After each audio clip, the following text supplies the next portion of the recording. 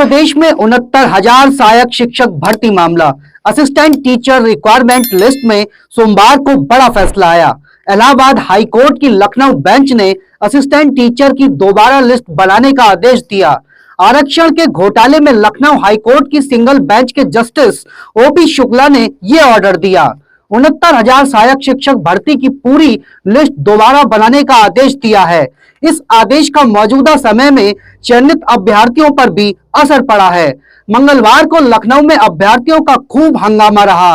विपक्ष ने इसे सरकार का ढीला रवैया बताया है। नमस्कार, मैं मनीष शर्मा, आप देख रहे हैं हिंद वायर। अगर आपने अभी तक हमारा चैनल सब्सक्राइब नहीं किया है तो सब्सक्राइब जरूर करें, हमारी खबरों को शेयर करें। हम बहुत ही कम सीमित संसाधनों में आप तक खबर पहुंचाते हैं।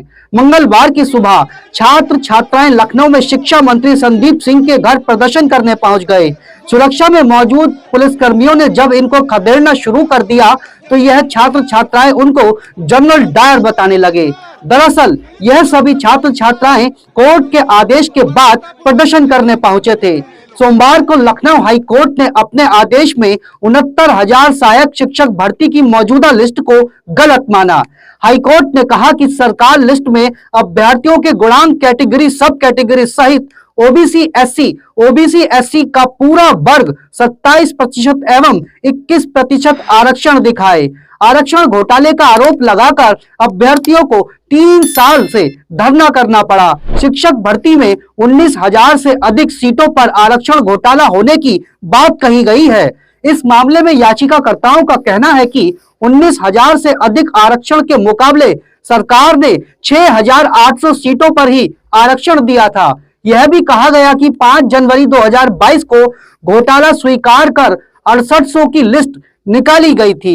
19,000 से अधिक आरक्षण घोटाले के सापेक्ष 6,800 सीट पर आरक्षण में गड़बड़ स्वीकार करने की लिस्ट को हाई कोर्ट ने पूरी तरह से खारिज कर दिया।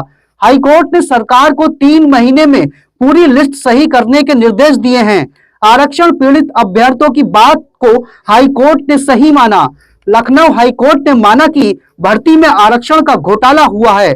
8 दिसंबर 2022 को लखनऊ हाई कोर्ट ने आरक्षण घोटाले पर ऑर्डर रिजर्व किया था। हाई कोर्ट का यह निर्णय यूपी की योगी आदित्यनाथ सरकार के लिए बड़ा झटका माना जा रहा है, जो शिक्षक भर्ती प्रक्रिया को पूरा करने के लिए लंबे समय से प्रयास कर रही थी।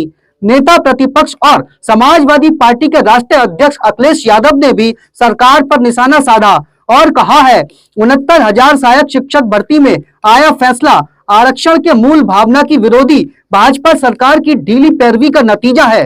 भाजपा दलित पिछड़ों का हक मारने के लिए आरक्षण को विधायी माया जाल में फंसाती है।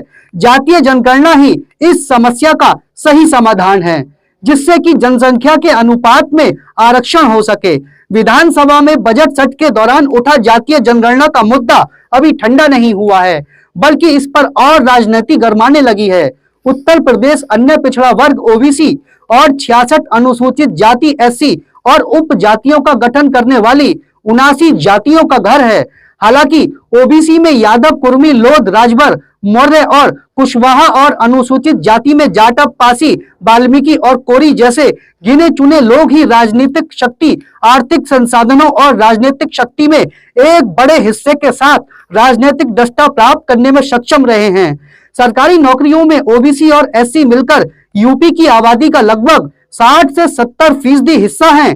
देश में हर साल 10 साल में जनगणना होती है, लेकिन आखिरी जातिवार जनगणना 1931 में की गई थी और उसी डेटा को आज भी विभिन्न उद्देश्यों के लिए ध्यान में रखा जाता है। यूपी में लगभग 40 से 50% आबादी ओबीसी होने का अनुमान है, जबकि 2011 की जनगणना में अनुसूचित जाति की आबादी 20.7% थी। जातीय जनगणना को लेकर भी अखिलेश यादव ने कहा था कि समाजवादी लोग 3 महीने में अगर जातीय जनगणना न करके दिखाएं तो बताइएगा। हाईकोर्ट ने सरकार को 3 महीने में पूरी लिस्ट सही करके पूरी करने के लिए कहा है। अब देखना होगा कि सरकार इसे ऊपरी अदालत में चुनौती देती है या नहीं। कल किसी और मुद्दे के साथ आपसे होंगे मुखातिब। तब तक के लिए नमस्कार।